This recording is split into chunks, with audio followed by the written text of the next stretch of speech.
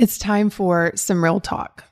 Do you find yourself having a hard time getting started on something that you really want to do?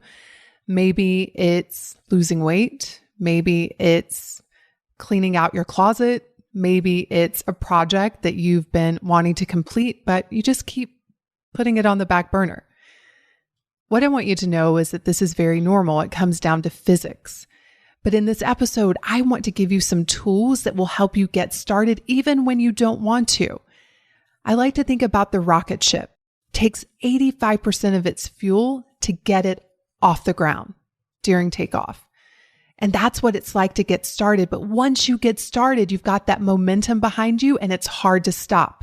And again, this all comes down to physics, where Newton said an item at rest tends to stay at rest, and an item in motion tends to stay in motion. Are you ready to get into motion? Let's dive into today's episode. Welcome to the School of Self-Image, where personal development meets style. Here's your hostess, Master Life Coach, Tanya Lee. What's happening, my beautiful friends? How's your day going? I just got back from the gym and I didn't want to go, which is perfect for today's episode, where I want to talk about getting started when you don't want to. I hear so many of my members of the School of Self-Image talk about how they have all of these dreams and these goals and these desires, and yet they find themselves procrastinating. Some of my members want to lose weight, and yet they find themselves sitting on the sofa at night, watching Netflix, eating chips. Some of my members want to save money. They want to build their net worth, and yet they find themselves online shopping at night. Some of my members, they want to grow their business, and yet they find themselves wasting time scrolling through social media. And this all comes down to physics. So if you're experiencing this, first of all, give yourself some grace, because it does not help for you to beat yourself up for fighting against physics, which is basically what's happening. So Newton's first law of motion says that if a body is at rest or moving at a constant speed in a straight line, it will remain at rest or keep moving in a straight line at a constant speed unless it is acted upon by force. So what this means is if you've developed an unhealthy habit, you're moving in that direction. You've got momentum going. It happens almost unwillingly. It just seems like your body just takes over, and before you know it, you're sitting in front of this TV eating chips. Equally, to start a new habit is harder, because if you've been moving in one direction, you're asking yourself to quickly and abruptly move in another direction. But what I want to talk about is when it talks about acted upon by force. That is the only way to stop the momentum and move it in the direction you want it to go. So the best way for me to describe this is to share with you something that I've been working on this year. So if you listened to last week's podcast, it was all about elevating your energy, which is our sole focus within the School of Self-Image membership this month. But for me, it's been about emotional energy, mental energy, and physical energy. So I went to a doctor back in August or September, and basically they told me that I needed to put on muscle and I needed to exercise more. Now, granted, I physically haven't felt awful, but I know I'm not at my optimal state of physical well-being. I know that. And fortunately, I wasn't completely sedentary, completely inactive. You know, I love to hike in the summers. I enjoy walking. I do 10 push-ups every day. I've been doing that for a long time. I wasn't completely sedentary, but when I thought about what I needed to do to get into optimal physical health, I had so much resistance. I was like, I don't want to go to the gym and lift weights.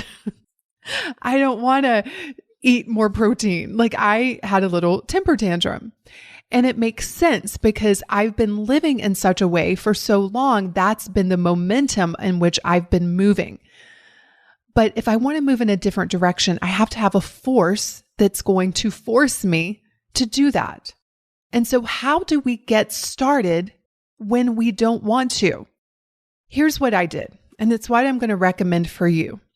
There are external forces that sometimes come into our lives, and it makes it almost impossible not to move in a different direction. For example, divorce, maybe losing a job. Maybe you've always wanted to change your careers, but you've been so afraid that you haven't done it. And then one day your boss comes in and says you're fired. You're forced to go out there and create or find your dream career. But when we don't have those external forces, we have to depend on internal force, which I think is so much more powerful because that is something you can generate to help you reach your dreams and your goals. And so how do we create that internal force that's going to force us to move in a different direction? The first step is to dig deep into a compelling why. A why that's going to excite you, a why that gets you out of bed, a why that when you want to put something off, when you remember your why, you show up anyway. And this is where a lot of us, we don't generate the power that we need because we don't have a compelling why. We don't have a why that means a lot to us. Our whys may be very superficial. For example, if your goal is to lose weight and your why is because your mother has been giving you a hard time about it, is that a good enough why? You got to go deeper. So for me, when I thought about my fitness goals for this year, and I asked myself why it was important, my original why was, I just want to feel better. I'm tired of having lower back pain. I'm tired of feeling achy and stiff. But honestly, that why did not inspire me at all, even though it should, right? I was like, okay, it'd be nice. But when I kept digging deeper, do you know what I came up with? My why is that I want to be a woman who is an example of what it looks like to age powerfully. I want to get better and better with age. I don't want to buy into this belief that when we hit a certain age, then we start to decline. I want to be an example to other women of like, hey, this doesn't have to be our story. And even as I'm talking about it right now, I'm getting so excited. I can feel the energy moving. I can feel the internal force that is going to compel me to do the things that I need to do, even when I don't want to. So that's the first thing you must do is determine what is your why behind your goal, what it is that you're going after. The second approach is to look at the pain-pleasure principle. So humans are wired to pursue pleasure and to avoid pain. The problem occurs though when we've linked pleasure with things that are hurting us and pain with things that will help us. Right? So if I don't manage my mind correctly, I will tie so much pain to working out and so much pleasure with just sitting around and doing my little walk every day and then coming back and sitting in front of my computer to work. But here's the really cool thing, you guys, is that you can begin to tie pleasure with the thing that you're resisting. And you can begin to tie pain with the thing that you're doing. So how do we do that? Well, I asked myself, Tanya, what's going to happen if you neglect your fitness? Think about a year from now, 5 years from now, 10 years from now. If you don't take care of this part of your life, what is going to be the outcome? And when I thought about it, I literally envisioned this little lady just sort of slumped over and on the verge of breaking a hip. I was like, that's where my brain went. And I was like, I don't want that. I want to be walking with vitality in 10 years. I want to feel amazing. I want to be stronger than I've ever been. And so when I started to think about what would happen if I didn't pursue this goal, there was so much pain tied with me not showing up for it. equally, when I started to think about and envision myself a year from now, 5 years from now, 10 years from now, having made fitness one of my top priorities, and I could envision that version of me, then I began to link pleasure with getting to the gym, eating well, doing all of the self-care things that I need to do to guarantee that result. And so whatever it is that you are resisting, I want you to look at why. Why are you resisting it? And I can promise you, you have pain tied to the thing that you need to be doing and pleasure tied to what you are currently doing. And all that means is that you need to create some new associations in your brain. I remember when I was going through my weight loss journey, I would tie so much pleasure to overeating and so much pain to stopping eating. So it was no wonder when the moment occurred and there was food in front of me, I would overeat because I had linked pleasure with food and stopping when I was elegantly satisfied with pain. But I started to create a new association, and I did it with the exact same process I just shared. I really thought about what is going to be the result of this if you continue down this path of overeating. And I could see myself gaining more and more weight, feeling heavier, feeling sadder. And that was painful to think about. And then equally, I started to think about the version of me who stops eating when she's elegantly satisfied. She chooses high quality food. She's full of energy. And that started to become such a pleasurable vision that in the moment when there was food in front of me, even though I experienced discomfort, because anytime you change a habit, there is going to be discomfort, I was willing to feel it because of the pleasure of my future self vision. And also by really recognizing the pain of my future self if I didn't continue to practice eating in an elegant way. And so what is the thing that you're resisting? And look at why. Maybe you've been wanting to publish a book, but you have linked sitting down to write with pain. Maybe the pain is it not being good enough. Maybe the pain is potential rejection. Maybe the pain is criticism. Maybe the pain is just the discomfort of having writer's block. And then you've linked pleasure to procrastination. Maybe that's when you get to do more research, even though you have all the research you need. Maybe you get to sit in front of the TV and watch Netflix, watch your favorite show. So there's pleasure with procrastination and pain tied to what it is that you want to do, what you deeply want to do. You have to create new associations.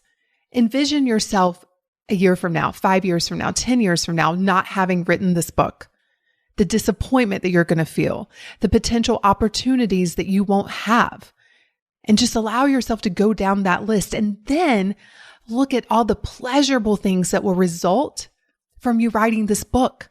How you get to feel about yourself, what you're going to learn in the process, potentially publishing a bestseller, and all of the opportunities that may come from that.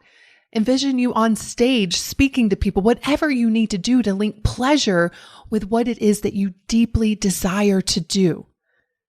That is a way to get that internal force that's going to push you to change directions. The next thing that I do whenever I'm changing a habit or going after a big goal is I actually expect it to be hard. Now, some may argue that that's not a good thought to have, but it serves me, and let me tell you why. So many of us, when things get hard, we use that as an excuse to give up, and sometimes we think something must be wrong. If it's not easy, if it's not flowing, then we're out of alignment and we just need to give up or we need to stop. For me, I expect it to be hard, and here's why.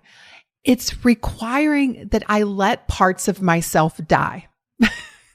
The part of me that wants to procrastinate, the part of me that wants to lounge around, the part of me that's doing the thing that doesn't serve me. I literally have to let that part of me die in order to let the new version of me emerge. Because if not, they're always going to be in conflict and battle with each other. And so by me expecting it to be hard, when it gets hard, I know nothing's gone wrong here. This is just part of the death and rebirth process. And along with that, it allows me to plan for the hardness. I like to go into the future and imagine me doing the things that are hard and expecting the usually mental obstacles that I'm going to encounter. The part of me that says, you can do it tomorrow, or this workout's not going to make that big of a difference. Who do you think you are? You're getting older. You're going to have aches and pains. Like all of that mental chatter that's in my brain, I can plan for it so that when it pops up, and trust me, it will, I have a plan. And usually it's a rebuttal of like, listen, little baby Tanya that's having a temper tantrum. This is not what we're doing here. You're getting better and better with age. You're getting stronger. You're a woman that shows up for herself. You're a woman that respects herself enough to show up for her promises to herself.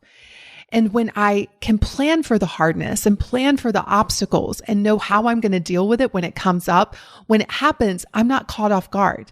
I'm like, yep, I was expecting you. And here's how we're going to deal with this. And so that's why me expecting it to be hard actually increases the ease in which I can go after my goals, because I end up not fighting with myself. And then the final step is to decide. Decision is the force that will stop you from moving in the direction you don't want to be going and to move in the direction in which you want to go. Now, of course, decision has to be followed up with follow through, and I'm going to talk about that in next week's podcast. But right now, what I want you all to ask yourself is, what do I deeply want? What would I love to see myself achieve over the next year? What would take my life to the next level if I were to achieve it? What am I here to create, experience, do? These are the kinds of questions that will help you get clear on what it is that you want. And then once you decide what it is that you want, figure out why you want it and find a why that is so compelling, you will not be able to give up on your dream and sleep well at night. Then tie pleasure with what it is it's going to take to reach that goal and pain with you not reaching it. And then finally, expect it to be hard and to plan for those obstacles ahead of time. And then finally, decide. Decide you're going to go all in on yourself. Decide that no is not an option. Decide that you are worthy enough to achieve this. Decide that you have what it takes to achieve it. And then tune in for next week's episode where I'm going to talk about keeping it up, the follow through, how to stay committed. Thank you all so much for tuning in this week, and I look forward to seeing you in the next episode. Cheers. Hey, have you grabbed your free copy of the School of Self-Image Manifesto? If not, what in the world? Head over to schoolofselfimage.com/manifesto and get a copy that teaches you how to think and show up in the areas of mindset, style, and surroundings so that you can transform your self-image.